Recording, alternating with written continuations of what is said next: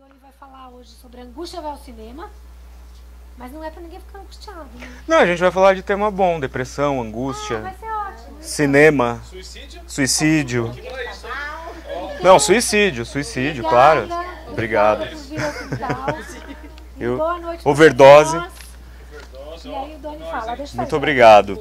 Bom, eu agradeço mais um convite para estar aqui, é a segunda vez que eu venho, para tratar desse tema, que é algo que eu já pesquiso há muito tempo, assunto de pós-graduação, né, no mestrado e agora um pouco no doutorado também, mas esse é mais focado um pouco em cima de outras pesquisas que eu tenho realizado a partir do mestrado e tentando conjuminar com alguns outros cineastas que eu às vezes não dava muita bola, ou por tempo, ou por, enfim, falta de interesse, e acabei encontrando uma forma de fazer essa ligação entre algumas questões da modernidade, principalmente, que a gente vai passar pela questão da modernidade para entender por que somos tão ressentidos e como o cinema mostra isso, não é? Como que a modernidade implodiu, destruiu e colocou por terra qualquer possibilidade de comunhão do ser com a natureza e do ser consigo próprio e com o outro, né? E por isso a questão da angústia, né? Então eu procurei, claro, eu sintetizei, porque isso é um curso que normalmente eu dou em 3, 4 aulas, e aí sim dá para tratar de vários cineastas mais longamente, Antonioni, Bergman, o expressionismo alemão, um pouco do Hans Richter e tudo mais. Mas aqui eu sintetizei e vou tentar mostrar para vocês um pouco desse panorama, com algumas referências à filosofia, à psicanálise, porque eu tento transitar na transdisciplinaridade. Eu acho que fica interessante a gente analisar sobre outros aspectos, sobre outros pontos de vista, não é? Bom, para começar a falar dessa questão da angústia, de como isso vai parar no cinema, eu até trouxe uma imagem aqui, essa imagem da Grande Exposição Universal de Paris em 1900, e aí eu preciso fazer uma observação que é o seguinte: para a filosofia, a modernidade no século XX já está terminando, porque a modernidade na filosofia começa ali no Descartes e vai para o iluminismo e tudo mais. Então ali está a modernidade para os filósofos. Eu não venho da filosofia, embora eu estude estética, que é a filosofia da arte, existem outros aspectos ligados à filosofia que faz com que a modernidade seja marcada num momento diferente. Para as artes visuais, no entanto, essa modernidade começa no século XIX, meados do século XIX, com o impressionismo, né? E aí por diante para as vanguardas históricas e tudo mais. Então aqui, quando eu me refiro à modernidade, eu estou me referindo à modernidade do ponto de vista, do prisma das artes visuais. Claro que vamos evocar um pouco de filosofia também. Eu coloquei essa imagem aqui da Grande Exposição Universal de Paris, justamente porque em 1900 a modernidade do ponto de vista técnico, tecnológico, científico e artístico, né, quer dizer, com o impressionismo na França e tudo mais, a modernidade está em seu auge, digamos assim, né? Estamos atingindo aí o auge do que seria uma modernidade que o positivismo, né, vai colaborar muito para poder trazer algumas questões que supostamente salvaria o ser humano, né, e seria um aspecto assim, um mote de reinvenção, um mote de solução de problemas. Então a gente tem a Revolução Industrial, depois a Segunda Revolução Industrial, as ferrovias, que então diminuem as distâncias, a eletricidade, o próprio cinema, e aí por isso essa pesquisa que eu faço levando-se em conta o cinema, porque o cinema é um meio de produção de arte nascido na modernidade, né? Quer dizer, talvez o único. Então por isso há essa relação intrínseca. E existe, então, essa euforia com relação à modernidade e ao desenvolvimento tecnológico e tudo mais, que, se por um lado é a grande esperança da humanidade, por outro, começa a gerar uma série de desvios aí no comportamento coletivo, digamos assim. Quer dizer, a cabeça do homem dessa época, a cabeça do homem moderno, começa a reagir de uma maneira um pouco diversa do que deveria ser esse idílio, né, do homem com as possibilidades de domar a natureza. Mais para frente a gente vai ver, quando chegar no Freud, essa questão de domar a natureza e tudo mais, e como isso afeta sobremaneira. E todo esse projeto, na verdade, cai por terra com a Primeira Guerra Mundial, né? Se por um lado o homem tinha absoluta certeza de que todo o seu aparato tecnológico desenvolvido até então ia salvá-lo, ele acaba descobrindo que tudo que ele criou para destruir a si mesmo, né? E a Primeira Guerra Mundial, que, segundo Hobsbawm, é o evento que inicia o século XX, não é?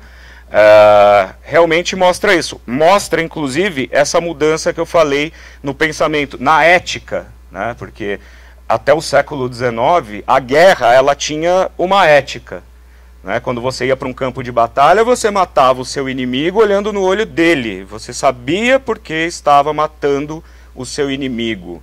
Porque você tinha um general, você tinha uma causa, você tinha um estado no qual você acreditava, e você matava o seu oponente olhando no olho dele. Com a Primeira Guerra Mundial, você joga uma granada daqui ali do outro lado, uma bomba de gás, você mata sei lá quantas pessoas e não sabe nem quem você está matando. Ou seja, a ética do conflito, a ética das relações humanas começa a mudar definitivamente a partir do advento da Primeira Guerra Mundial.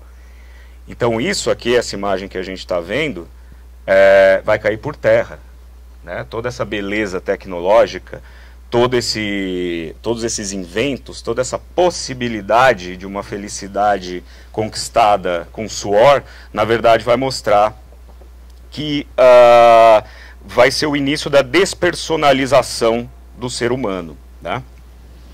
Opa. E onde é que entra o cinema nisso tudo? Bom, desde o começo, inclusive o Jacques Aumont, que é um filósofo francês, ele diz que os irmãos Lumière foram os últimos impressionistas da história da arte, né?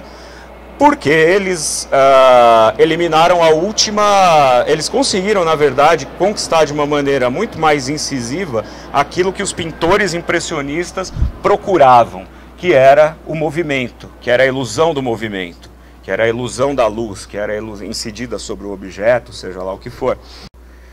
Então o cinema até a Primeira Guerra Mundial é sempre aquela coisa, Méliès, né, aquelas historinhas, tableau vivant e tudo mais. Perdão. No entanto, já começou, antes da Primeira Guerra Mundial, o cinema já começava a mostrar sinais de que passaria a ser adotado como uma espécie de comunicação de massa, não com esses termos, nesse primeiro momento, mas que seria muito bem aceito pela massa. Sendo aceito pela massa, ela começa a se tornar um veículo para transmissão de alguma ideia, de alguma mensagem, tá? De alguma ideologia. Então, nos Estados Unidos a coisa já tinha se consolidado com Hollywood, Griffith e tudo mais, mas a Europa em guerra passou a ver o cinema de uma outra forma. Talvez os primeiros que viram no cinema possibilidade de expandir o campo das artes para poder dizer alguma coisa, para poder trazer pro espectador a conscientização dessa modernidade que despontava e que já se mostrava nociva, né, as instituições, enfim, a civilidade, a civilização, como Freud fala, tantos milênios para civilizar o ser humano, né, foram justamente... Peraí, só um pouquinho, deixa eu voltar aqui. Foram justamente os dadaístas. Eles talvez entenderam melhor como essa modernidade ela ia dar errado. Como que isso ia acabar com a gente. Né? Tanto que muitos desertaram quando foram convocados à guerra. Desertaram e foram para a Suíça, território neutro, ficaram por lá. Ou quando se feriam em guerra, em algum campo de batalha, e tomavam baixa e iam embora para lá, para a Suíça. E aí inicia-se todo aquele processo de performances no cabaré Voltaire e tudo mais, que a gente mais ou menos conhece aí como a origem do dadaísmo, que fez 100 anos o ano passado. Né? Para ilustrar um pouco essas incertezas e essa ambiguidade da modernidade, eu trouxe aqui alguns trechos de um filósofo que eu gosto muito, embora ainda não tenha compreendido ele totalmente, acho que nem vou, e acho que nem dá, nem é o caso, que é o Maurice Merleau-Ponty, francês, que nos anos 40 ele começou, na verdade, a trabalhar uma outra ontologia, né? E escreveu a Fenomenologia da Percepção, que é uma obra maravilhosa para estética, para psicanálise e tudo mais, a partir da fenomenologia que o Russell já havia desenvolvido no começo do século XX, né? E rebatendo a fenomenologia do Sartre, né? Porque eram amigos e depois romperam exatamente por questões ideológicas e filosóficas, enfim. Mas nesse livro que se chama Conversas, ele diz o seguinte, algumas das coisas que ele diz, ó. O pensamento moderno é difícil, inverte o senso comum porque tem a preocupação da verdade, e as experiências não lhe permitem mais ater-se honestamente às ideias claras e simples, às quais o senso comum se apega, porque elas lhe trazem tranquilidade. Então, aquele romantismo que eu vou falar romantismo do ponto de vista das artes visuais, que a gente está fazendo essa ligação entre cinema e artes visuais, aquele romantismo de um Millet, né, aquele romantismo dos paisagistas, dos pintores de paisagem ingleses, né, Constable, né, aquele romantismo, ele acaba ficando perdido aqui, né, porque é difícil, inverte o senso comum, que o senso comum é aquele porto seguro para o pensamento, e nos leva para um campo minado, em que você já não sabe mais onde está pisando. Né? Eu acho que na literatura brasileira, por exemplo, na poesia brasileira, por exemplo, quem mostra isso no calor do momento e de uma maneira magistral é o Augusto dos Anjos. Né?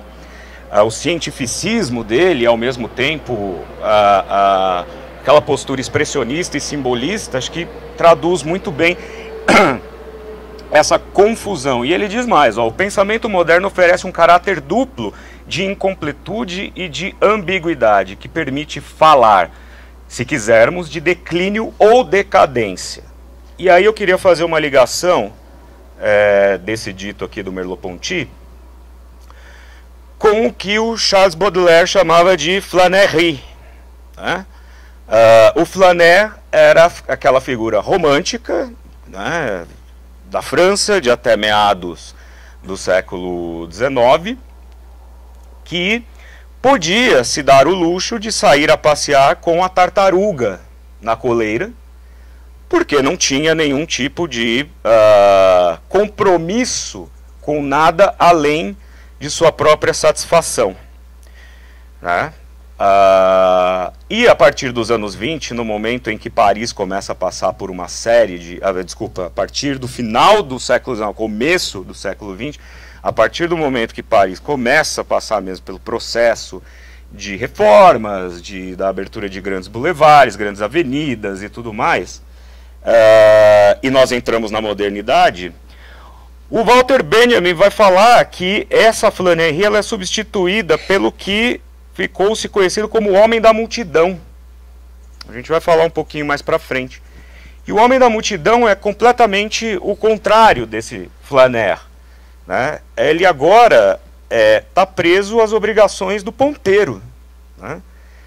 Ele não tem mais o tempo de fruição. Ele não pode se dar ao luxo do tempo de fruição.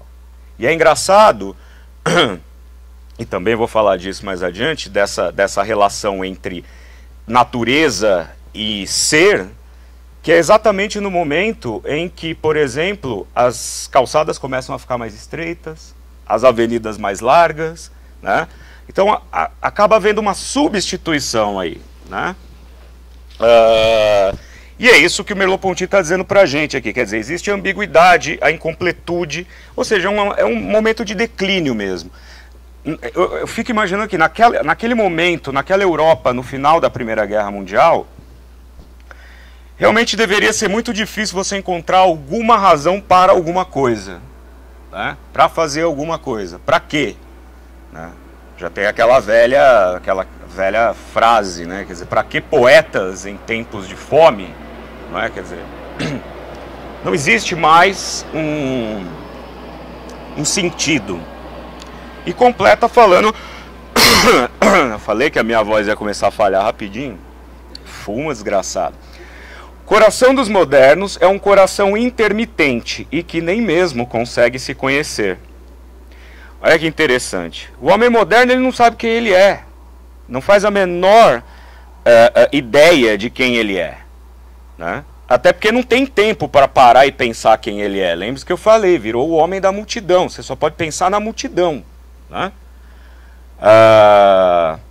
Entre os modernos, não são apenas as obras que permanecem inacabadas, mas o mundo mesmo.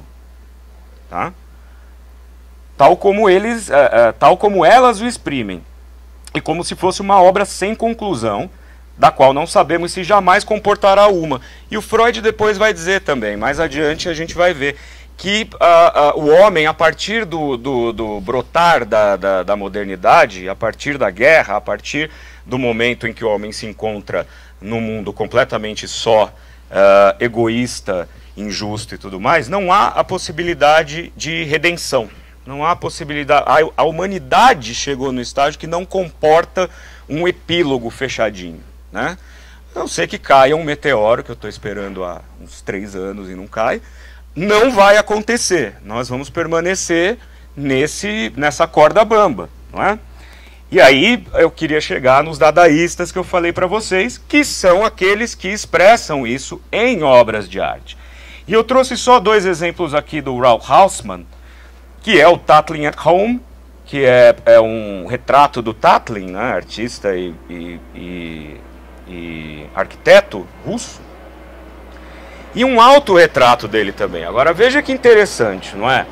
O dadaísmo ele tem essa estética voltada para colagem. O Duchamp já fez uma colagem ousada quando levou para dentro de uma galeria um mictório, né? Esse é um ato talvez extremo. Mas aqui nessas belíssimas colagens, por sinal, já está, olha como o Hausmann se vê nesse autorretrato.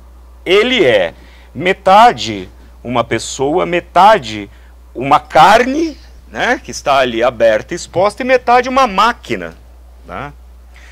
Aqui no olho do Tatlin, eu não sei se vai dar para ver um pouco, mas ele acompanha minuciosamente o contorno do olho. A parte de baixo é o olho da foto e a parte de cima é uma roda, é um pedaço de uma roda de um carro. Né? Então, essa é a crítica dos anti-artistas dadaístas. Né? No sentido de criticar mesmo essa modernidade que se apresenta.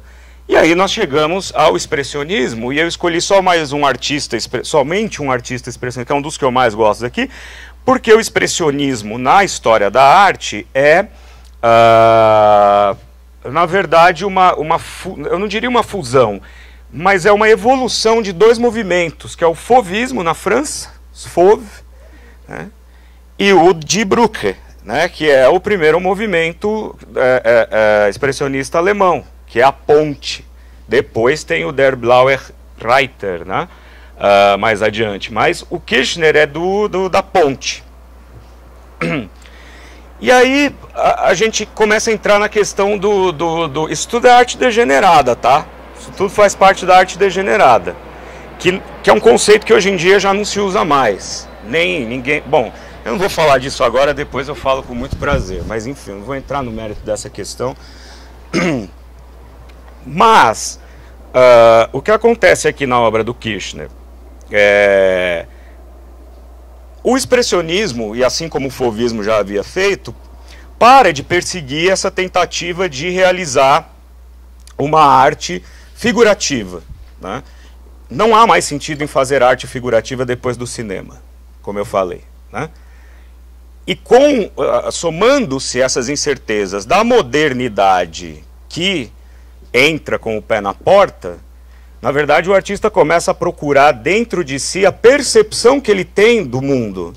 E por isso nós começamos a ver obras como essa, como esse autorretrato, ou como essa pintura que representa os portões de Brandemburgo.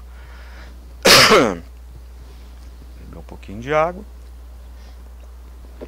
Em que não há mais preocupação alguma com o compromisso figurativo, né? Passa a ser uma interpretação do artista. Isso vai reverberar, com certeza. Tem mais uma aqui, né? Essa eu devia ter aumentado um pouco mais, mas ela ia estourar. Então percebam que agora, ao invés da fidelidade ao figurativo, a gente tem aqui uma série de distorções imagéticas, né? Ângulos, cores fortes, né? Essas cores são herança do fauvismo, né? Principalmente aqui no autorretrato do Kirchner.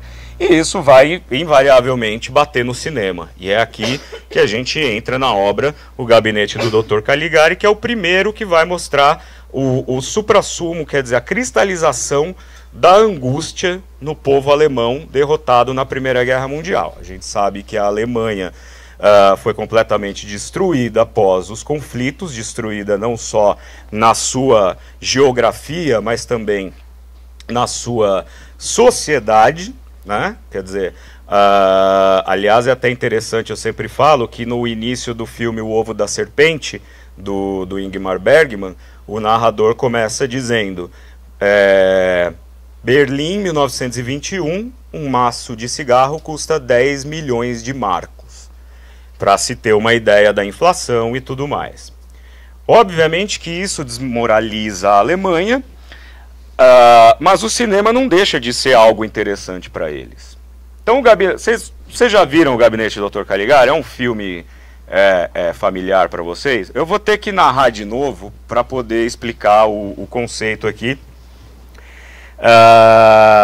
baseado muito no que o Siegfried Kracauer escreve no livro de Caligari a Hitler, que não é só um livro que faz um estudo do cinema alemão, estudo histórico. Ele também busca desenvolver uma tese de que, desde o final da Primeira Guerra Mundial, a Alemanha, o povo alemão já pedia uma dominação totalitarista para botar o trem no trilho de novo, né?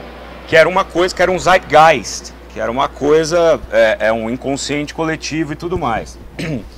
E por que o Gabinete do Dr. Caligari representa exatamente isso? Bom, esse filme, que não era expressionista, mas se tornou expressionista, porque quando o roteiro foi comprado pela Decla Bioscope, o Eric Palmer, que era o produtor, ele contratou alguns artistas que haviam sido vinculados ao Die Brücke. Então, e ele queria um filme barato, porque, enfim, naquela época não dava para você fazer grandes produções ainda na Alemanha. Ele queria um filme barato, então ele não queria cenários complicados, ele não queria maquiagem complicada, ele não queria nada complicado. Então, por isso que acabou se tornando um filme expressionista, e a gente vai ver exatamente aqui alguns exemplos desse cenário, né? Por exemplo, essa cena aqui, né, que vai me ajudar a contar um pouco do roteiro. Porque aqui nós temos os três personagens centrais, né? Nós temos o Alan, que é esse que está de chapéu. Nós temos o Francis, que é o amigo dele, melhor amigo dele, sem chapéu. E nós temos essa moça, cujo nome eu me esqueci, mas ela é o pomo da discórdia dos dois, porque ambos a amam. Então, fica aquela coisa assim, somos amigos, mas nem tanto e tudo mais, né? E eles moram numa vila chamada Rostenval, que é uma vila que fica supostamente ao norte da Alemanha e tudo mais. que é uma cidadezinha pacata, até o dia que chega uma feira de variedades, e nessa feira vem o Dr. Caligari, que é o cidadão aqui como é que é o nome desse chapéu? Cartola. Obrigado. E ele tem um número para apresentar para a cidade, nessa feira de variedades, nessa quermesse, que é um sonâmbulo, que é o Cesare, que estava ali na foto também, que ele tem o poder de, quando despertado pelo Dr. Caligari, só o Dr. Caligari pode despertar, ele está dormindo há 23 anos, ele pode prever o futuro. O Alan, que é esse de chapéu, que é o mais cético, fala assim, vamos ver se é verdade esse negócio aí, né? Primeiro que começa a acontecer umas coisas estranhas na cidade, que era muito pacata, né? Tem uma mulher que aparece morta lá do nada. E aí o Alan vai lá e pergunta pro Cesare, né? Já que você sabe tudo, então até quando que eu vou viver? E o o Cesare fala, até esta noite. E ele morre naquela noite, né? E começam a acontecer outros assassinatos. E tudo leva a crer que o Dr. Caligari está por trás disso, né? Com o seu sonâmbulo Cesare. Para encurtar o roteiro,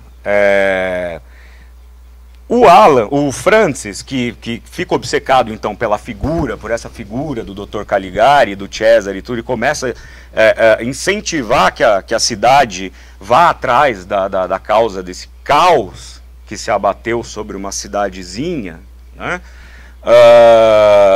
Ele acaba descobrindo que esse Dr. Caligari não é um Dr. Caligari de verdade, é apenas um louco que leu sobre o Dr. Caligari, que era um médico do século XII, que tinha um sonâmbulo que chamava Cesare, e ele, obcecado, ele se tornou Caligari, do mus Caligari Veden, né? Você precisa se tornar Caligari, e ele se torna Caligari.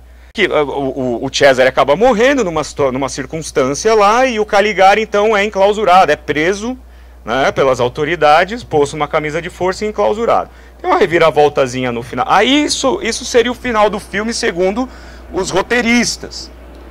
Por quê? Porque o Hans Janowitz e o Karl Mayer, que são os roteiristas do filme, jovens, tinham acabado de ter baixa no exército, queriam escrever um filme que alegoricamente mostrasse o perigo de você servir a uma força dominadora, né? Os perigos de você ficar submetido a um Dr. Caligari, uma força que você não vê e que domina você e que te põe sonâmbulo e que só o comando dele você acorda. Essa era a mensagem. O Eric Palmer não gostou muito da história, falou, vamos fazer o seguinte, vamos botar uma história moldura aqui. Em literatura, a moldura é aquilo que, né, é o que vai em volta para poder amarrar a história de uma outra forma. O filme virou um flashback, né? Então por isso que no começo tá o Francis conversando com um velho, e você não sabe muito bem o que é aquilo, ele fala que os espíritos existem, né, que causaram problemas para ele e tudo mais, e aí entra a história que eu acabei de contar para vocês. Lá no final, quando o Caligari é preso e amarrado e enclausurado, tem uma reviravoltazinha lá que de repente o Francis começa a olhar em volta e ele está num pátio e ele começa a ver todas as pessoas com quem ele interagiu ao longo do filme, vivos e mortos, e essas pessoas parecem loucos. Estão lá meio falando sozinho. Fala, o que está acontecendo, né? E aí aparece o tal do Dr. Caligari. E aí o Francis tem um surto. Ele é o Caligari, ele tem que ser preso e tal. E aí ele é contido, o Francis. E amarrado numa camisa de força. E levado para o gabinete do Dr. Caligari. Aí é que vem o X da questão. O velho Caligari olha para ele e fala assim, quer dizer que ele é obcecado pela imagem desse Dr. Caligari, né? Agora que eu sei qual é o problema dele, eu posso curá-lo. E o filme acaba assim. Portanto, o discurso foi completamente invertido. Se o discurso original era mostrar que uma força superior e restrita e desconhecida pode destruir você, o Eric Palmer colocou uma história que mostra que o que você precisa para sair dessa loucura é uma eminência, uma instância superior, sim. Por isso que o Krakauer vai dizer que esses filmes sempre apontaram para a necessidade de um regime que aplacasse essa angústia social que a Alemanha vivia nesse período da República de Weimar, né? Óbvio que os roteiristas ficaram possessos, né? Não gostaram dessa história de mudar o final e tudo, mas existem aqui sim conservados ainda, assim como em Nosferatu também, né? Que é ali contemporâneo do Caligari, essa referência a uma força sobrenatural que se apodera, que chega num lugar onde aparentemente a paz reina e desestabiliza, né, essa sociedade. Né? É que, na verdade, se a gente for pensar, e como Merleau-Ponty diz, é por isso que eu gosto muito de exemplificar com o expressionismo, porque o fato da gente ter esse tipo de cenário, né, esse tipo de história, esse tipo de ambientação, mostra muito como o homem se via naquela época. Quer dizer, como o homem das letras, o filósofo, o artista, já percebia o que Merleau-Ponty vai dizer da seguinte forma: as coisas não são simples, não são, portanto, simples objetos neutros que contemplaríamos diante de nós. Cada uma delas simboliza e evoca para nós uma certa conduta. Provoca de nossa parte reações favoráveis ou desfavoráveis, e é por isso que os gostos de um homem, seu caráter, a atitude que assumiu em relação ao mundo e ao ser exterior, são lidos nos objetos que ele escolheu para ter à sua volta, nas cores que prefere, nos lugares onde precisa passear. O que ele está dizendo aqui é que, isso aqui tudo, o indivíduo, né? O indivíduo, a instância da dominação, o cenário, essa cidade que aparentemente condiciona uma natureza de maneira pacífica, é uma coisa só. Existe uma relação de imbricação, existe uma relação de inerência no mundo, de quiasma. Isso vai ficar um pouco mais claro daqui a pouco. Mas o que eu quero dizer é que já começa a aparecer aqui a noção de que nós somos indivíduos, portanto, únicos, né? Mas nós pertencemos a um universo e uma natureza, que depois lá em Solaris, depois lá em Tarkovsky, eu até publiquei um texto no Aliás da semana retrasada, falando dessa natureza reativa, que já está meio que embrionária aqui nesse ponto. Mas vamos adiante. As coisas não são, portanto, simples. Ai, peraí, isso aqui eu já falei.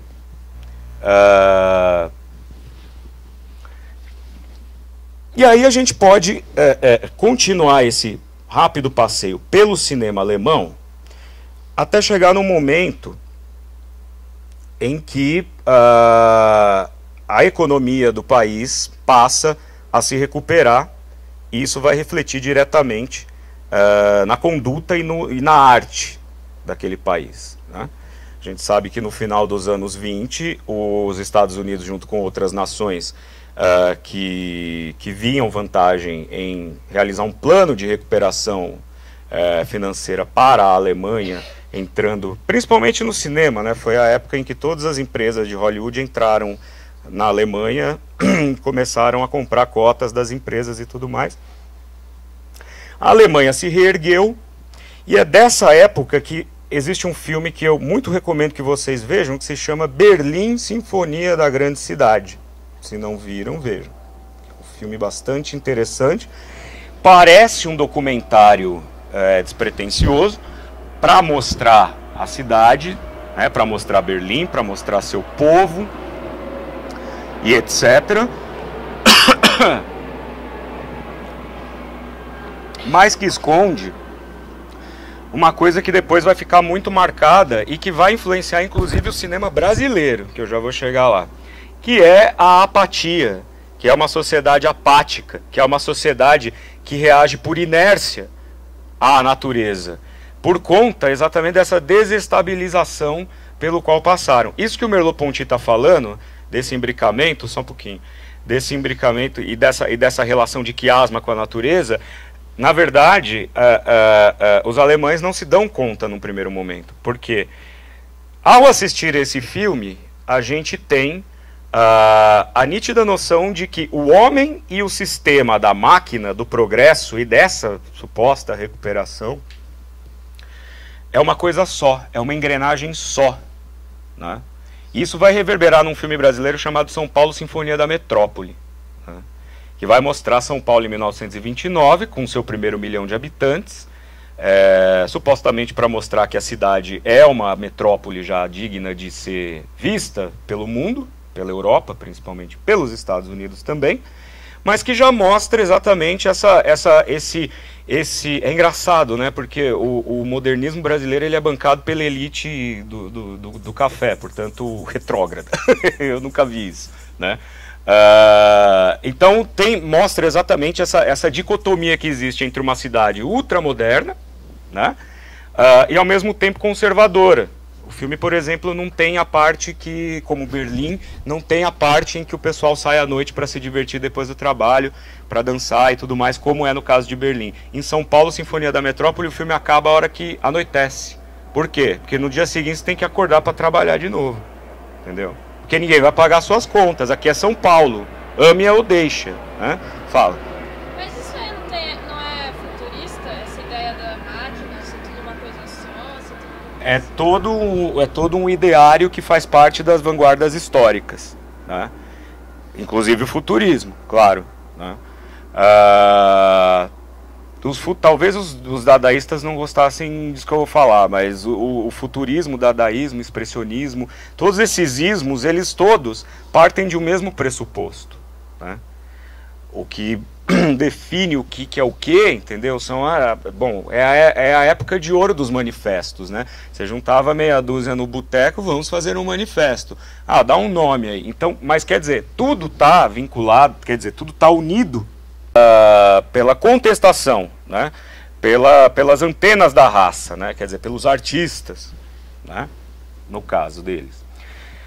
Então, São Paulo, Sinfonia da Metrópole. E tem um outro filme brasileiro também, só abrindo um parênteses, dessa mesma época, de 1929, esse é um pouco mais difícil de achar, mas talvez não, Fragmentos da Vida, né, de José Medina, que é talvez um dos cineastas mais importantes do comecinho do cinema brasileiro, mas esse não é um documentário experimental, esse é um drama de dois moradores de rua, vejam só, em 1929, que moram ali no Parque Dom Pedro, quando ainda tinha um parque lá, né?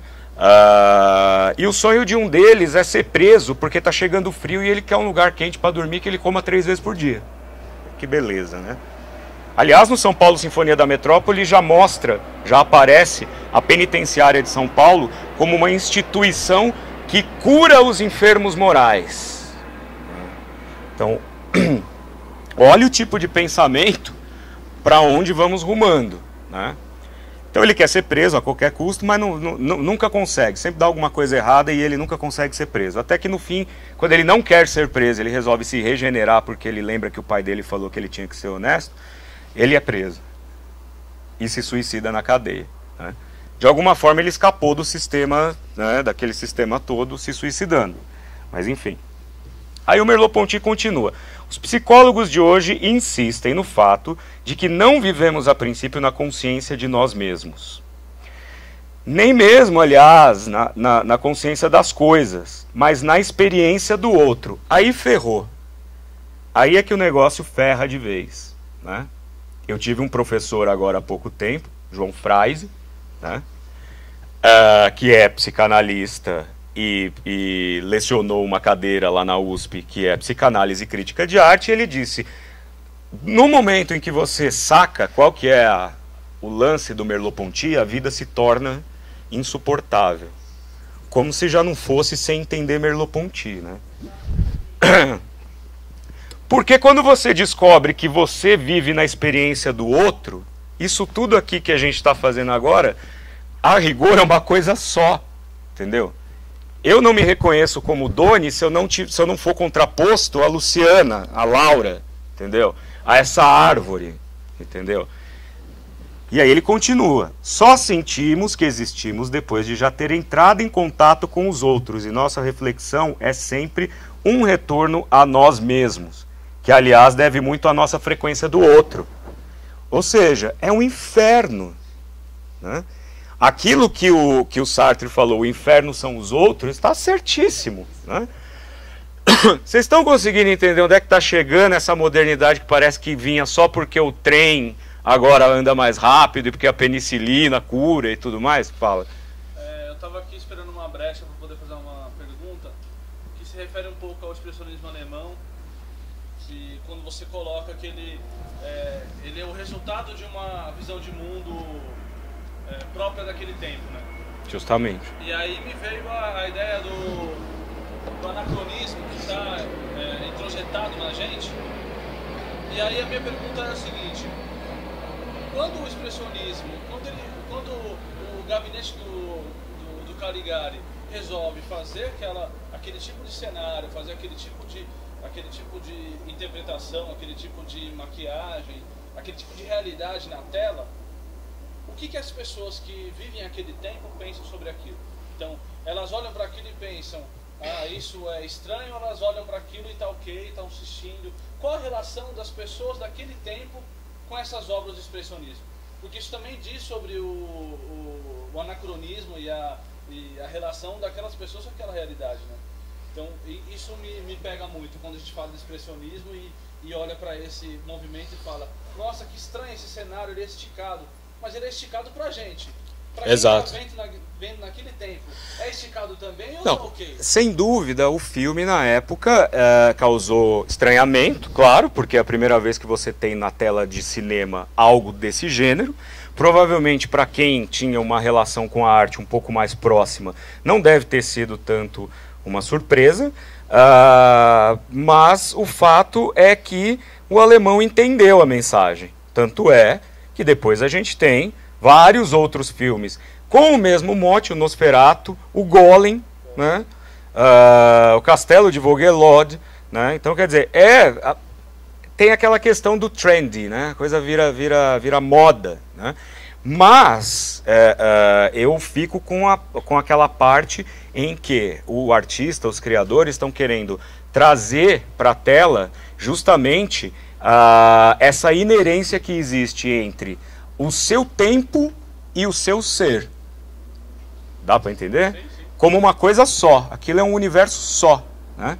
O Eisenstein adorou esse filme, porque ele sempre defendeu que nada no filme está lá à toa, né? Então eu acho o Gabinete do Dr. Caligari, eu ouso dizer que é o único filme genuinamente expressionista. O que veio depois vem, né, vem embebido de outras influências, mais cinematográficas, menos cinematográficas e mais artísticas, mas eu acho que o Caligari é o expressionismo, tá? Não sei se eu respondi isso, né? Tá. Então aqui ele está dizendo o seguinte, que agora a coisa complica, porque eu só consigo me reconhecer, eu só consigo me ver, ou só consigo me reconhecer como Doni, por exemplo, em relação a tudo que está em volta de mim. As coisas têm mais de mim do que eu mesmo, né? É aquele velho exercício que ele fala na fenomenologia da percepção. Se você se você juntar as suas duas mãos, o que você está sentindo? A mão que toca ou a mão que é tocada? Onde está o toque? Onde está a sensação do toque? Percebem? Tá? E continua. Peraí, já fiz isso, cada um é só, ninguém pode dispensar os outros, não apenas a sutilidade, sua felicidade. Não há vida. Pão livre, tá. Bom, cada ser é só e ninguém pode dispensar os outros. Aquilo que eu falei. Nós estamos só, mas também não dá para viver só, né? Você não pode você não pode se despir dessa relação com o próximo, né? Não apenas por sua utilidade, mas para sua felicidade. Claro, a gente sabe que todas as relações, em princípio, num primeiro momento, são movidas por algum tipo de interesse. E quando eu digo interesse, eu não estou falando no interesse assim do tipo, quero vantagens, mas é um interesse. As relações se fazem por interesse, né? Não há vida em grupo que nos livre do peso de nós mesmos, que nos dispense de ter uma opinião. E não existe vida interior que não seja como uma primeira experiência de nossas relações com os outros. Isso é assustador, né? Principalmente para quem tem agorafobia, para quem tem peoplefobia, para quem, né? Imagina, não é que você é obrigado a estar inerente ao outro, você não é obrigado a estabelecer uma relação de quiasma com o outro. Ela se dá e ponto, né? E é aí aonde chegamos na sociedade, no espetáculo e na despersonalização, que vai ser intensificada após a Segunda Guerra Mundial. Então, o expressionismo alemão e o cinema dadaísta, eles trazem, num primeiro momento, esse início de ruptura da modernidade. Tem um filme do Hans Richter que chama Ghosts Before Breakfast, que é um filme muito bom. A Laura já viu 350 vezes. Mas é um filme que é muito esquisito, é muito interessante, porque ele não é, ele parece um filme surrealista, mas não é. Ele é dadaísta. Nesse filme, não são os homens que atuam sobre as coisas, são as coisas que atuam sobre os homens. Então eles têm os chapéus que ficam voando sozinho, eles querem pegar e não conseguem, eles sentam para tomar café, a xícara se mexe, eles passam atrás de um poste e desaparecem do outro lado. Ou seja, mais ou menos isso. A barba do personagem cresce e some, ele faz um nó na gravata, o nó se desfaz sozinho.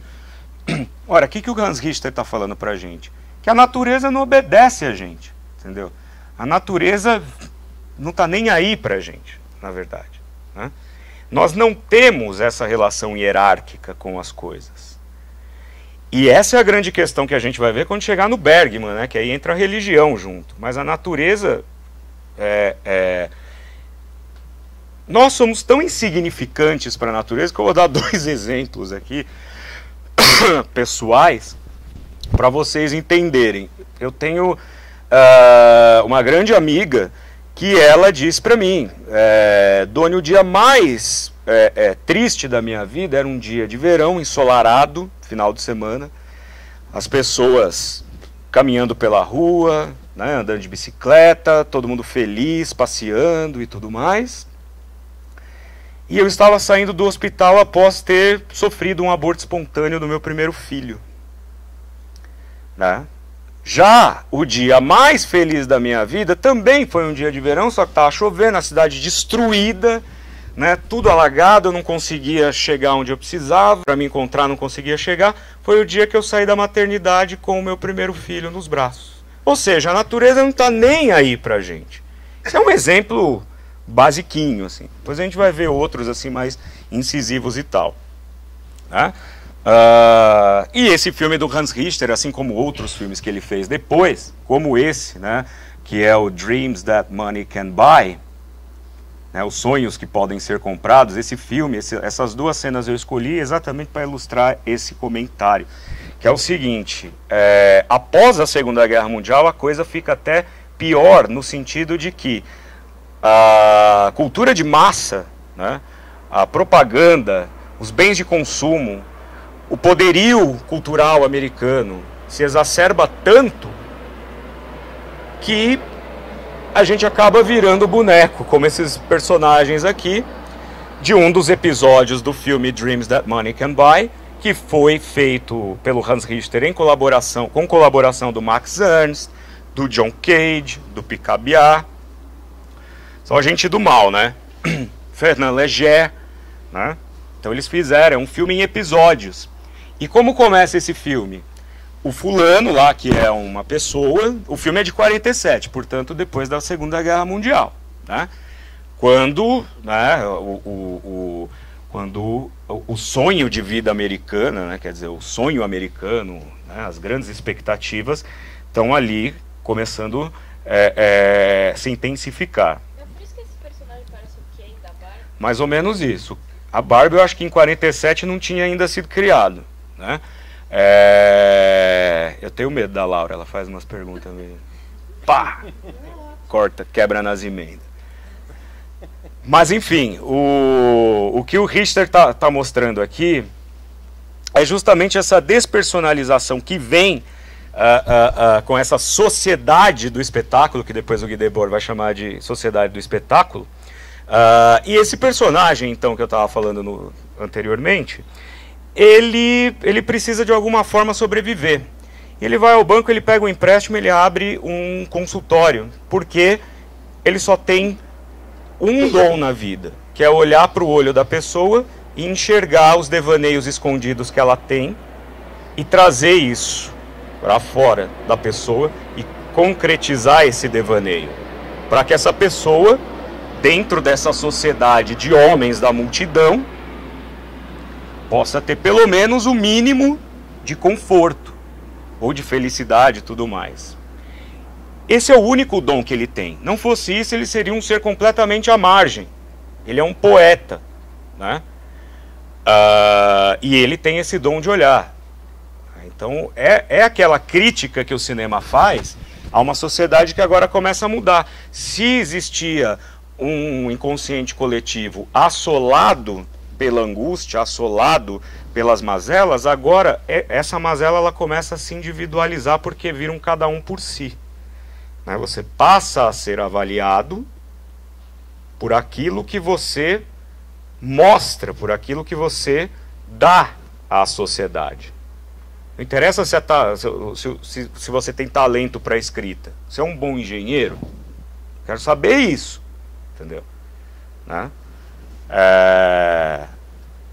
Então isso na verdade vem com essa sociedade de consumo, vem com essa sociedade predadora, né, que já começa a aparecer aí, e vai influenciar a pop art depois, né, Andy Warhol, e também outros artistas como o próprio Pollock, Rothko, enfim, né, que vão fazer essa espécie de crítica a essa modernidade que agora começa a transformar. Primeiro transformou a sociedade toda numa massa assim que você molda, entendeu? Que o Dr. Caligari vai lá, bota para dormir, acorda quando quer. Agora começa o salve-se quem puder. E é aí que eu vou chegar no Bergman e a crise da fé. Por quê?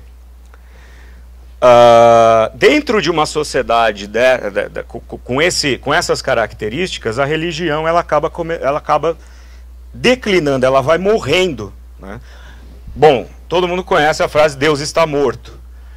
Mas não é porque o Nietzsche falou que Deus está morto, não é porque Deus é uma instituição que a partir de agora não tem mais serventia. É porque a história humana caminha para a extinção de Deus.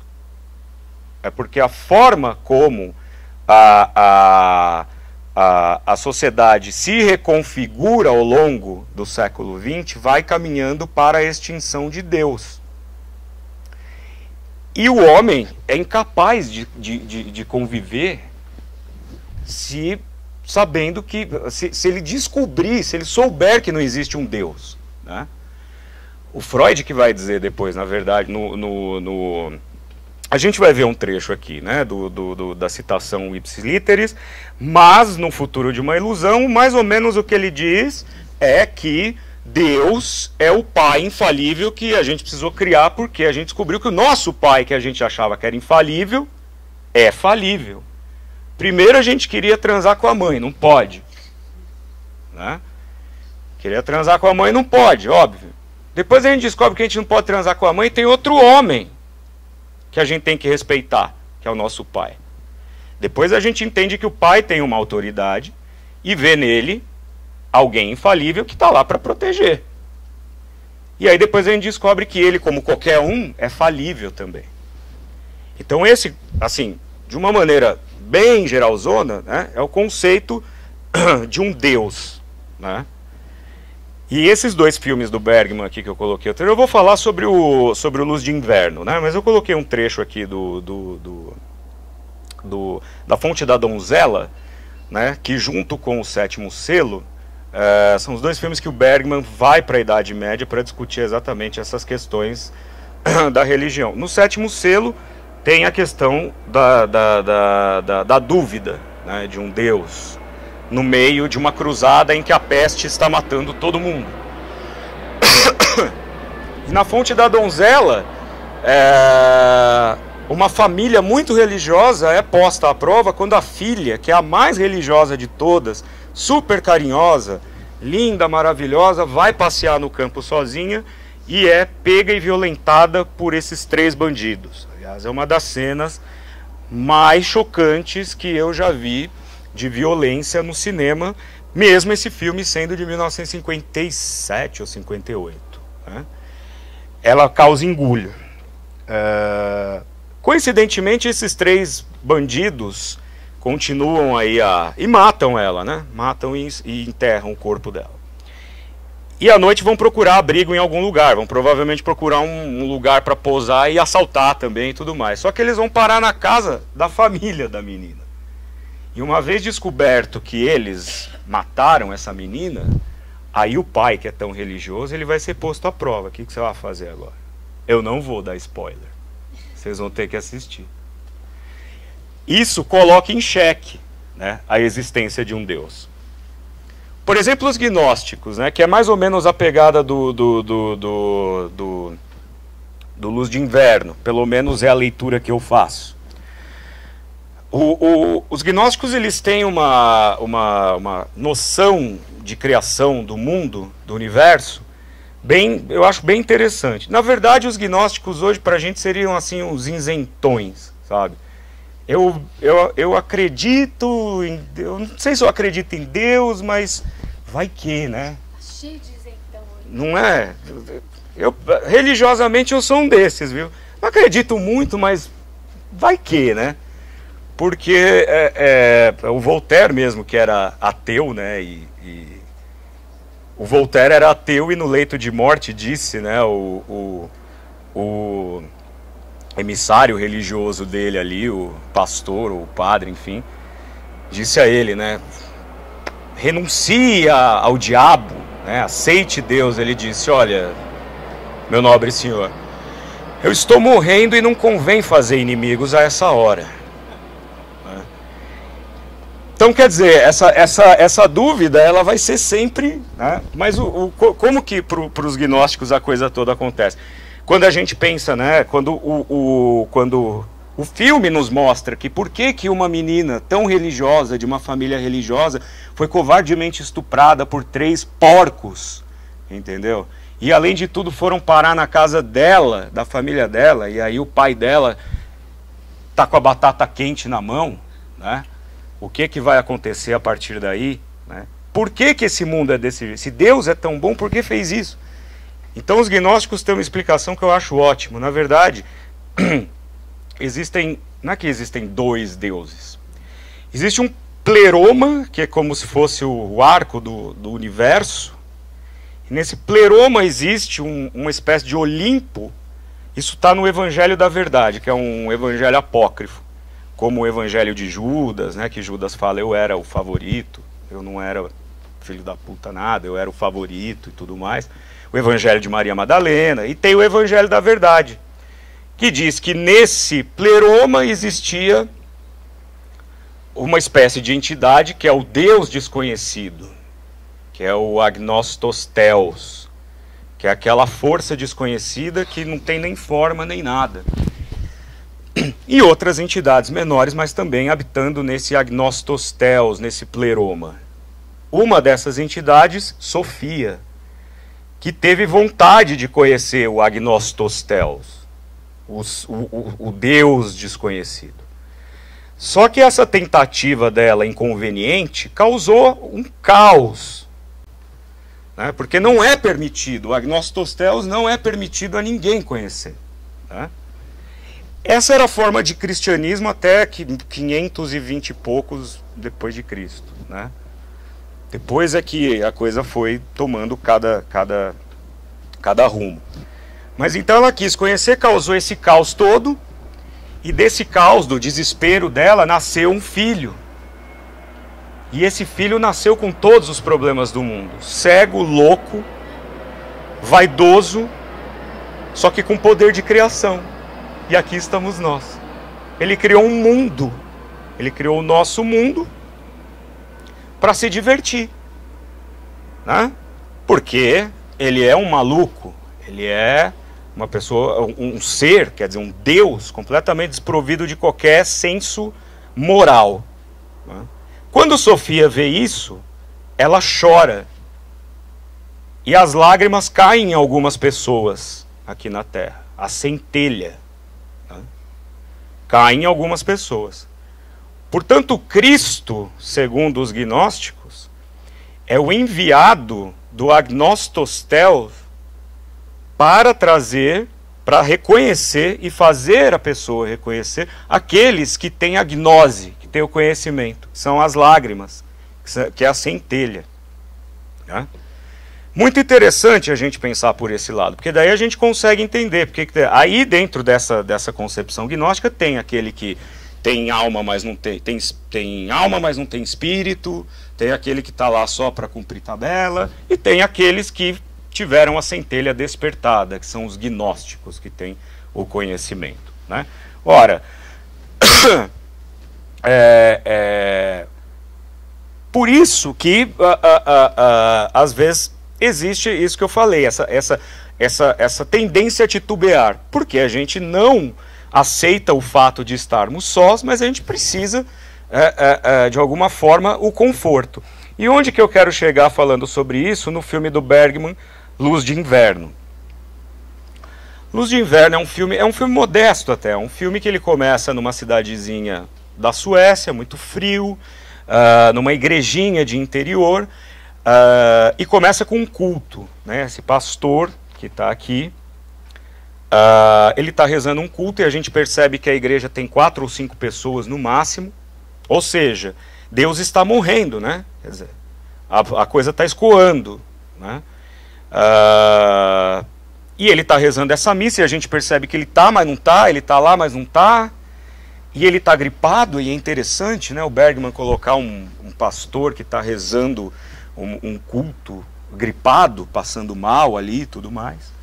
E depois desse culto ele recebe a visita de um casal que a mulher, desesperada, fala assim: olha, meu marido, que é um pescador e que se chama Jonas, que interessante, o meu marido, eu não sei mais o que eu faço com ele, porque ele não come, ele não dorme, ele não faz mais nada, ele só sabe falar que ele não entende cadê Deus, porque os chineses disseram que vão soltar uma bomba e explodir o mundo.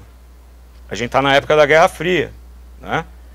E eu não sei mais o que falar para ele, porque ele não nada. Então o senhor não pode falar alguma coisa para ele? E aí é que o bicho pega, porque o pastor, ele acredita menos em Deus do que o Jonas. Tanto que ele fala a frase que sintetiza o filme inteiro depois, quando o Jonas vai embora. E ele fala, olha, ele tenta até, né? Fica calmo, vai para casa, você tem filhos, vai trabalhar, entendeu? Faz as suas coisas, tenta ocupar seu tempo e tudo mais. E o Jonas sai puto. Vim aqui ser aconselhado pelo pastor da aldeia e o cara, né? E sozinho o pastor fala, Deus está em silêncio. Eu não sei porque eu não consigo ouvir Deus, ele está em silêncio, né? Resumo da ópera, o Jonas se mata. Ele não aguenta não ser amparado. Ele não aguenta a possibilidade de, quando ele morrer, ele descobrir que não tem nada, né? Por outro lado, imagina se nós morrêssemos e tivesse de fato alguma coisa, né? O cara briga com a menina dá um pé na bunda dele, ele vai e se mata. Agora ele vai conseguir ver aquilo que ele não queria, porque ele é um espírito que pode estar em qualquer lugar a qualquer hora. Então ele estava tão preocupado com a mulher dele saindo com outro homem, agora ele vai poder ver, né? Então, na verdade, essas questões a gente fala assim de uma maneira mais descontraída, mas elas são cruciais dentro desse universo bergmaniano. Porque, na verdade, o pastor, E aqui a gente tem uma foto dele ao lado de uma das poucas seguidoras fiéis ali daquela igreja, mas que na verdade ela não é uma seguidora, ela é apaixonada por ele. Ou seja, não tem religião nessa história, nenhuma. Não tem acalanto, não tem redenção, né? De novo, não tem redenção. E ela é apaixonada por ele, ele sabe que ela é apaixonada por ele, ele se serve dessa espécie de resignação que ela tem e de subserviência que ela tem, ele se serve disso de uma maneira até bastante trânsfuga, né? De uma maneira bastante aproveitadora. E na verdade a grande questão dele, claro que Deus está mudo e não está falando com ele, porque ele ainda não superou a morte da primeira esposa dele. Se a gente quiser falar um pouco sobre luto e melancolia, de novo evocando Freud, a gente pode estabelecer um paralelo muito interessante aqui. Porque para o Freud o luto é aquela dor de algo que você perdeu, de alguém, de um ente que você perdeu, que você vai assimilando com o passar do tempo e ele passa por vários estágios até se transformar numa nostalgia, numa saudade, numa lembrança, etc. A melancolia não. A melancolia, você não sofre pelo ente que você perdeu. Você sofre porque alguma coisa do seu ego foi profundamente afetada. Então o problema não é a morte do outro, o problema é o seu ego. Normalmente as pessoas que sofrem dessa melancolia costumam se colocar para baixo, ficam se comiserando. Ah, eu não presto, ah, eu perdi tal coisa, eu perdi essa pessoa porque eu não presto, eu não valho nada, eu sou feio. Na verdade, a pessoa está falando do outro, não está falando de si. Isso é uma transferência, né? Então eles têm uma relação muito doida, esses dois aqui. Esse pastor e essa mulher que é apaixonada por ele, né? O fato é que ele é chamado para ir rezar uma missa de última hora numa outra cidade ao lado. E óbvio que ela vai lá como motorista particular do bonitão, né? E chega lá na cidade e o capelão, o coroinha, enfim, o ajudante, né, fala: olha, padre, olha, pastor, eu não sei se vai ter missa hoje, porque não tem ninguém aí para assistir a missa. E de fato, ele lá, suando frio porque está com febre, depois de ter passado o filme inteiro nesse jogo de gato e rato mental com essa pessoa que o ama e que dá de vez em quando umas talagadas nele também, para ele poder, né, trazê-lo à razão, de fato ele vai rezar essa missa para ninguém a não ser ela. O filme termina com ele rezando uma missa para uma pessoa só. Portanto, qual o lugar de Deus nisso aqui tudo? Não tem, né? Quer dizer, nós estamos aqui dentro da casa de Deus, tratando de questões mundanas, né? Tratando de angústias mundanas, e ainda que você queira colocar Deus para aplacar a dor, esse Deus não existe. Deus está morto, Deus está morrendo, né? Olha só o que nos diz o Freud. Caso se lhe ensinasse que não existe um Deus todo-poderoso e justo, nem ordem mundial divina, nem vida futura, se sentirão, as pessoas, né, a humanidade, se sentirão isentos de toda e qualquer obrigação de obedecer aos preceitos da civilização. Sem inibição ou temor, seguirão seus instintos associais e egoístas e procurarão exercer seu poder. O caos que banimos através de muitos milhares de anos de trabalho civilizatório, mais uma vez retornará. Ou seja, imagina se a gente não tivesse pudores, não tivesse que ter pudores. Imagina se a gente estivesse vivendo no tempo das cavernas, entendeu?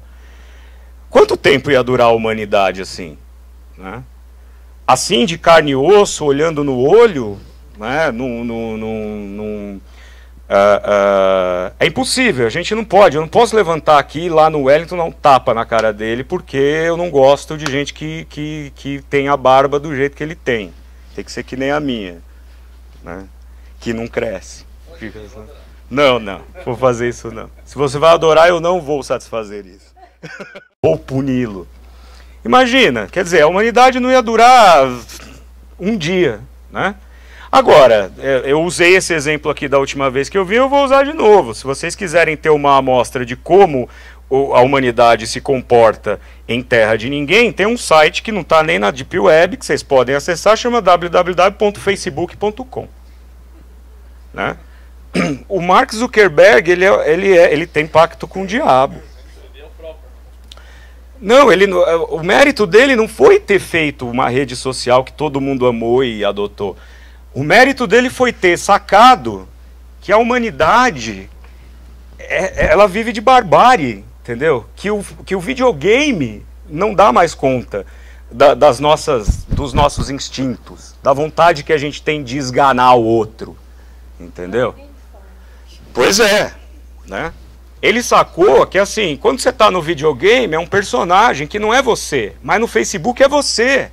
E aí você pode xingar, descer o cacete e falar tudo o que você quiser, e o outro vai te xingar também e tudo mais. Agora, senta um na frente do outro e se comporta assim que eu quero ver. Aí, assim, a briga tá indo para um lado que você tá ficando de saco cheio e tá perdendo a razão, né? Porque quanto menos razão você tem, mais agressivo você vai ficando, né? Você exclui e dá bloco na pessoa. É perfeito. O Zuckerberg ele já sabia, né, que a humanidade caminhava para a barbárie. E vai sair do Facebook e vai chegar na vida real. A gente provavelmente não vai viver para ver isso, mas vai acontecer, né? E aí vem a moral em concordata, né? Imagina a moral abrindo concordata, né? O Antonioni mostra isso no tríptico: a aventura, o eclipse e a noite. Eu escolhi falar da noite aqui porque eu acho que sintetiza bem essa ideia da moral que abre concordata. Vai dar um passeio e volta daqui nunca. Por quê? Os personagens de Antonioni já mataram Deus há muito tempo, já nem falam em Deus. Mas esse filme é muito interessante, A Noite, porque ele começa com a Jeanne Moreau e o Marcello Mastroianni, e aqui a gente tem a Monica Vitti em primeiro plano, que é o pivô. O filme começa com eles indo visitar uma... deixa eu ver que hora eu tenho aqui. O filme começa com eles tendo que visitar um amigo que está morrendo de câncer. E esse amigo, quando eles chegam lá, o cara tá querendo tomar champanhe e brindar com a mãe dele, que tá lá visitando ele também. Vamos tomar champanhe. Fala do seu livro novo. O Marcello Mastroianni é escritor, né? Fala do seu livro novo, que se dane, entendeu? Se eu vou morrer, eu não vou, dane-se. Então, quer dizer, ele já renunciou a qualquer tipo de medo, de pavor, de consternação, seja lá o que for. Ele já aceitou. Até o final do filme ele de fato vai falecer. Mas o casal em questão aqui, o Marcello Mastroianni e a Jeanne Moreau, ele é um escritor bem sucedido. Ela é uma mulher profundamente entediada. No fundo, os dois são entediados. Existe um vazio existencial muito grande, que eu abordei quando eu falei do Walter Hugo Cury da última vez aqui. Aliás, o Walter Hugo Cury, sem Bergman e Antonioni, não haveria Walter Hugo Cury, né? Inclusive, o Cury plagiou, né, o Antonioni num filme, mas isso, enfim, plágio. Mas enfim, então eles não têm diálogo, eles não conseguem dialogar. É um casal que não dialoga, eles não se entendem, né? Ela sai do hospital, larga ele lá. Ele entra dentro de uma... Ele entra no apartamento onde está uma outra paciente, que deve ser uma paciente bipolar, porque ela é muito doida. Ela está querendo fazer um striptease e tal. Ele se tranca com a mulher lá e larga a mulher dele na rua. Entendeu? E depois ele sai, vai encontrar com ela arrumando a gravata, ou seja, tudo natural, né? Não existe a ética, né? Bom, tudo bem, eu acho que a gente pode... Existem várias formas de relacionamento entre casais, né? Hoje em dia, por exemplo, na nossa modernidade líquida, né? a gente tem assim essa liberdade que o pessoal chama de poliamor, né? Entendeu? O Wellington fez assim, tá ficando. Posso estar ficando velho, mas assim, o poliamor faz parte dessa geração descoladona, desconstruidona, né? Gente do bem. Eu tenho medo de quem fala eu sou do bem. Porque quando alguém chega pra mim e fala, não, mas eu sou uma pessoa super do bem. Não, você é bem picareta e eu quero distância de você. Porque Hitler era do bem, né? Stalin era do bem. Cidadão de bem, cidadão de bem. Eu sou um cidadão de bem. Não, você não é um cidadão de bem, você é uma ameaça, né? Mas, enfim, então, dentro dessa desconfiguração, não vou nem falar reconfiguração, mas dessa desconfiguração moral é que orbitam esses personagens. Esse filme se chama A Noite porque eles vão acabar indo para uma noite, para uma festa à noite na casa de um amigo, e os ambientes de Antonioni são sempre aquela burguesia abastada e tudo mais, né? Sempre são artistas, pintores, banqueiros e tudo mais, e que ali tudo pode. Então, Marcello Mastroianni trai a mulher, com a Mônica Vitti, a Jeanne Moreau tenta traí-lo até, mas não consegue, né? E o filme termina com um diálogo muito bonito, na verdade, em que ela termina falando que se eu quero morrer é porque eu te amo. Então veja a força desse antagonismo entre morrer e o amor, nessa noite em que a moral entrou em concordata, né? É a primeira vez no filme que se fala a palavra amor ou que se faz referência ao amor, no final, e sempre ligado ao contexto da morte, né? Agora, deixa eu pular essa parte da arte porque não tem muito a ver. O Freud vai dizer o seguinte: se imaginarem suspensas as suas proibições, e se então se pudesse tomar a mulher que se quisesse como objeto sexual, se fosse possível matar sem hesitação um rival ao amor dela ou qualquer pessoa que se colocasse no caminho, e se também pudesse levar consigo qualquer dos pertences que outro homem sem pedir licença, quão esplêndida, que sucessão de satisfações seriam a vida. Eu adoro Freud por causa disso. Imagina, né? Aí o cara fala, puta, seria perfeito. Meu amigo, só que assim, você pode querer a mulher do outro, mas alguém pode querer a sua e vai te matar também, né? Eu posso querer o seu carro, vou lá e mato e pego o seu carro. Só que aí lá na esquina eu encontro outro que gostou também, vai lá e me mata e leva o carro. É a barbárie, né? É a barbárie vista por meio das lentes do Antonioni, Bergman, depois mais para frente que não vai dar tempo de falar, mas isso vai ser, eu acho que quem vai conseguir traduzir isso de uma vez por todas é o Lars von Trier, infelizmente, né? Porque eu o amo e eu o odeio, né? Na verdade eu tenho inveja dele, né? Mais do que odiar, né? Eu não gostava dele até tem a piada que eu sempre faço, né? Eu gosto dele depois do Dançando no Escuro, né? Porque até então eu achava que só tinha uma coisa que era pior que um filme do Lars von Trier. Era um filme do Lars von Trier com a Björk. Entendeu? Então eu não gostava daquele filme. Mas depois eu parei para assistir e aí eu entendi, né? Eu acho que a gente tem que estar sempre aberto a questões de revisão e tudo mais, né? E aí, na verdade, a vida acaba se tornando um grande vazio, mas também um grande inferno, né? E o Freud, eu sintetizei para vocês, no Mal-Estar na Civilização, que para mim é um dos textos mais maravilhosos que eu já li, ele sintetiza da seguinte forma: o sofrimento nos ameaça de 3 formas. O nosso próprio corpo, porque a gente sabe que a gente vai morrer, e não adianta essa coisa de, meu Deus, eu vou morrer. Sim, você vai morrer, você é feito de carbono e amônia, você vai morrer, né? O Augusto dos Anjos falava, eu filho do carbono e do amoníaco, tal, né? É uma substância, ela vai perecer, você vai morrer, acabou. Não tem o que fazer. O mundo externo, então aí é a natureza, né? A gente viu agora os furacões, enfim, a destruição nos Estados Unidos, Caribe e tudo mais. E o relacionamento com os outros, esse eu acho o pior. Esse é o mais nocivo. Esse aí é o diálogo com o Merleau-Ponty. Exato. É aquela desgraça que o Merleau-Ponty fala que eu só existo na experiência do outro, né? E ele propõe 3 formas de se... Propõe não, ele na verdade mostra 3 maneiras de como você pode driblar isso, combater o sofrimento.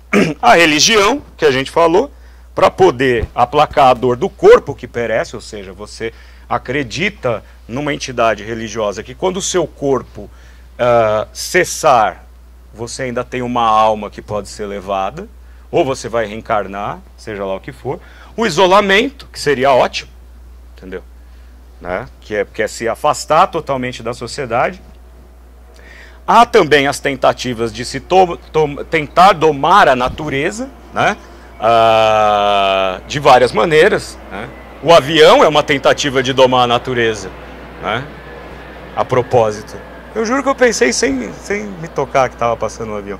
Mas é uma tentativa de domar a natureza que deu certo, não é? A intoxicação e o hedonismo. Intoxicação é que é droga, bebida e tudo aquilo que a gente... Hã? Assoma o quê? Assoma, sabe, do Admirável Mundo Novo? Ah, sim, claro. E tem aquele filme do George Lucas também, que é o primeiro longa dele, THC, acho que é isso, né? THX, que também lida com uma coisa dessa. Exato, e o hedonismo, a chave de tudo é a distopia, né? Que é justamente essa falta de crença em qualquer coisa que vá daí por diante. E o hedonismo inconsequente, né? Que Derek Jarman, cineasta inglês, que fez Caravaggio, Blue, enfim, Sebastiani e tudo mais, praticou e mostrou em seus filmes, né? No caso dele, levou à morte por causa da AIDS. Só que isso mostra que ele levou o hedonismo às últimas consequências. E ele fala na biografia dele que foi isso mesmo, né? Então acaba se escapando por aí. Agora, como o horário já está avançado, é como eu falei. O Lars von Trier ele vai fazer depois essa síntese toda lá na frente. Eu acho que principalmente no filme Melancolia, né, que é aquela coisa que você é arrebatado por uma natureza que te esmaga e ri da tua cara e você tem que morrer feliz. Eu morreria feliz daquele jeito, imagina, aquela coisa linda, né, com aquela trilha sonora, né? E Ninfomaníaca, né, partes 1 e 2, porque aquilo aquilo já é o passo além, aquilo é a autodestruição e a destruição do outro ser. Aquilo é o reconhecimento de que você está no outro e que o outro depende da sua experiência e você então quer acabar com tudo. Eu vou acabar com isso aqui, entendeu? Porque não há como comportar a minha existência junto com a existência do outro, né? Eu recomendo que vocês leiam esse livro do Merleau-Ponty, que chama Conversas. É um livro super pequenininho, que ele sintetizou bem as ideias dele, principalmente da fenomenologia da percepção e da estrutura do comportamento. São os 2 livros mais de fôlego dele. Porque são conferências que ele deu na rádio, então são textos breves e palatáveis, né? Eu acho que gostaria muito de desenvolver muito mais, mas dado o horário avançado, eu me ponho à disposição de vocês para a gente, então, conversar sobre essas questões, arte degenerada e etc. E muito obrigado pela paciência de terem me ouvido até agora. Obrigado. E aí? Aldônio, eu tenho uma pergunta. Pois não? Na arte contemporânea, parece que eles valorizam muito a arte moderna, é o grande legado para a arte contemporânea. E a tal ponto que parece que tem um certo, em oposição à sua crítica, né, ao modernismo, parece que existem argumentos que dizem que o modernismo nunca acabou, não acabou. Como você vê essa questão, por exemplo? Então, na verdade, a arte contemporânea foi sempre o calcanhar de Aquiles da história da arte, da estética, né? A Águida que conhece bem o pessoal da estética lá, e a estética para cá, a estética para lá. Sempre o calcanhar de Aquiles foi a arte contemporânea, não à toa a gente teve agora a celeuma aí no Santander e tudo mais. Eu acredito que a arte moderna, eu não gosto do termo arte contemporânea. Eu acho que a arte contemporânea é um universo de vale tudo, né? É um universo em que tudo pode, tudo é permitido, eu posso fazer tudo porque, afinal de contas, eu diria que a arte contemporânea é o mesmo corno Nutella, corno gourmet que a Laura falou, entendeu? A arte contemporânea, ela é uma desculpa para você transformar seus desejos irrefreados em direitos adquiridos, né? Te dá a chancela de você fazer alguma coisa que ninguém, que nem você entende, porque a obra de arte pressupõe o conhecimento da arte. Você não pode fazer uma coisa que você não conhece, entendeu? Como eu falei, eu não posso me meter a fazer um projeto de uma ponte se eu nunca entrei numa aula de engenharia. Então eu não posso acordar um belo dia e falar assim, ai, virei artista. Aí eu vou lá, boto um tubarão dentro do formol e falo, olha que beleza. Vale 1 milhão de libras. Entendeu? Então eu acredito que a verdadeira arte morreu na arte moderna, assim, no movimento da arte moderna. Não sei se a arte moderna continua. Não diria que nós vivemos ainda o período da arte moderna. Eu gosto da denominação que os ingleses e os americanos dão para a arte contemporânea. Não é pós-moderna, é pós-guerra. Pós-segunda guerra. Para a cultura artística anglo-saxã, fala-se em arte contemporânea, claro, né? Contemporary art, mas eles usam o termo comum e corrente é arte do pós-guerra, pós-segunda guerra. Então eu acho isso um pouco mais honesto, né? Isso aí. E aí?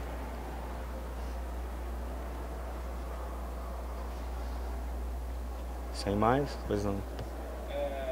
Só colocar uma coisa que eu até coloquei em alguns dos seus posts aí, que quando eu vi esse tema dessa discussão, não teve como fugir de pensar no Belatar. Uhum.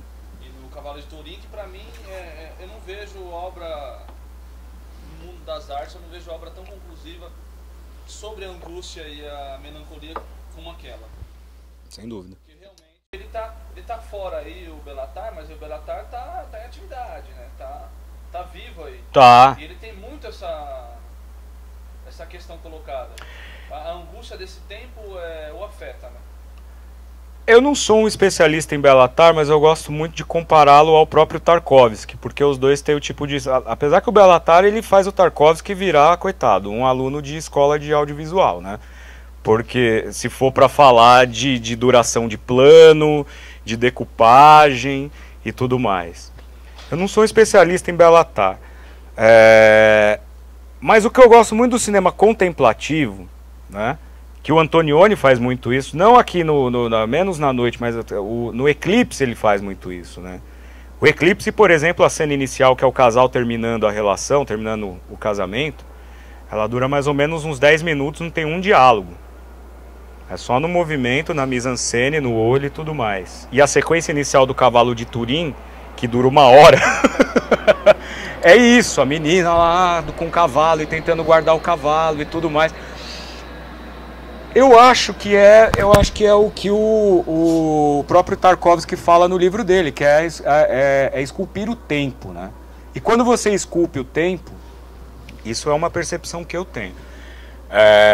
Quando você esculpe o tempo dessa maneira, quando você deixa a câmera no automático, como você fez com o Berenice, na abertura inicial, o Wellington está com um filme chamado Berenice, maravilhoso. Logo vai estar pintando por aí, eu espero. Produzido pelo nosso querido Sérgio ali, né? Quanto mais tempo você tem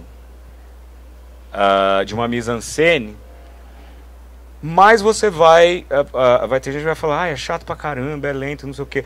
Mas o cara que tá lá para aquilo, que entende, aquele que tem a centelha, né? Que recebeu a lágrima, o gnóstico, você traz ele para dentro daquela situação de uma maneira que é impossível você acabar não sendo engolido por aquela realidade. Por isso que eu falei, você falou do Cavalo de Turim, mas tem o Satan Tango, que ele fez em 91, se eu não me engano, 87, tem 7 horas de duração, né? Com um filme de 7 horas de duração, é impossível você não ter um entendimento daquele universo todo, né? E tem, como eu falei, comparando com Tarkovsky, né? Eu revi Stalker e revi Solaris para poder escrever o texto que eu falei no começo, né? E tá tudo lá, entendeu? Quer dizer, essa reação do meio, né, do ambiente, essa interação com o ser, ela se mostra de uma maneira muito forte, um pouco meio que ficção científica, né? Porque Solaris dizem que é a resposta do Tarkovsky para o 2001. Ele fala que nunca viu o filme, mas também não ia falar se tivesse visto. Stalker tem essa questão de uma zona que foi dominada por extraterrestres, supostamente. Nisso, o Tar, eu acho que ele ganha, porque ele traz o espectador para o contexto humano mesmo, carne, né? O Merleau-Ponty tem um conceito que ele chama de carne. Carne, para ele, é exatamente isso que não está nem em você, nem em mim. É aquilo que está entre mim e você. Essa é a carne do universo, né? Respondi? Sim, sim. Você fala dessa questão do tempo e é evidente que esculpir o tempo está colocado, a angústia está colocada. Com certeza. Porque isso a gente vê em vários filmes. Então tem filmes em que o personagem fica muito tempo olhando para a câmera, te dá uma angústia porque o mundo tá angustiado, né? Justamente. Também porque você está trabalhando aí com uma questão da linguagem cinematográfica, particularmente com a expectativa do espectador.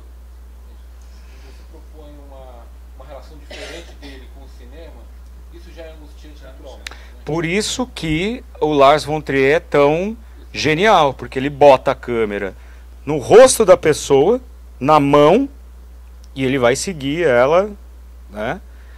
Ele põe a câmera na cara da Bjork, vai com ela, e a Bjork, né, atuando divinamente bem.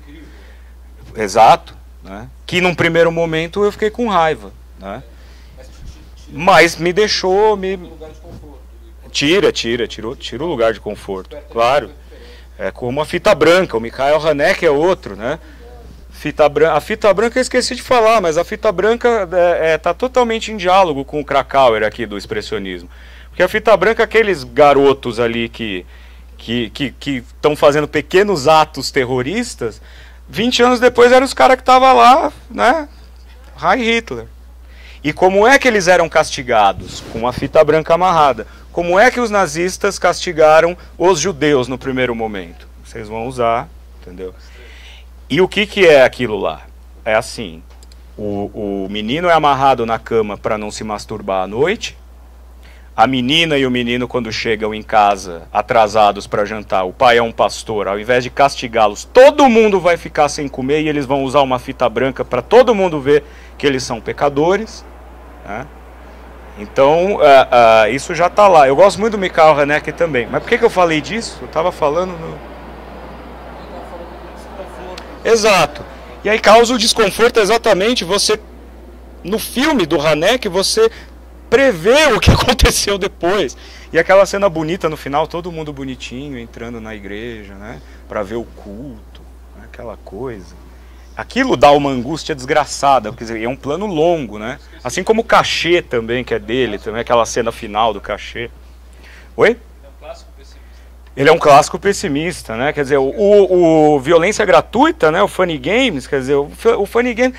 A hora que você fala assim, alguém tem que aparecer para salvar essa mulher. Ah, vamos ali naquela outra casa. Empurra a última vítima na água, foda-se. Vamos ali assaltar outra casa agora e matar todo mundo, né? Ele é o típico pessimista, né? A cena final do Cachê, que é longa, demorada, é meio onde está o Wally, é ali que você vai entender direito o que rolou o filme inteiro. É sensacional, né? São coisas que te colocam, eu não vou falar te colocam dentro do filme porque eu posso mais. É. Mas assim, são coisas que abolem a parede que existe entre a dramaturgia que você está vendo e a dramaturgia pessoal de cada um. Que te coloca dentro do filme, portanto. Ok. Tudo bem, então novamente muito obrigado. Obrigado às queridas amêndoas. E até a próxima, porque eu vou voltar. Vocês não estão livres. Valeu.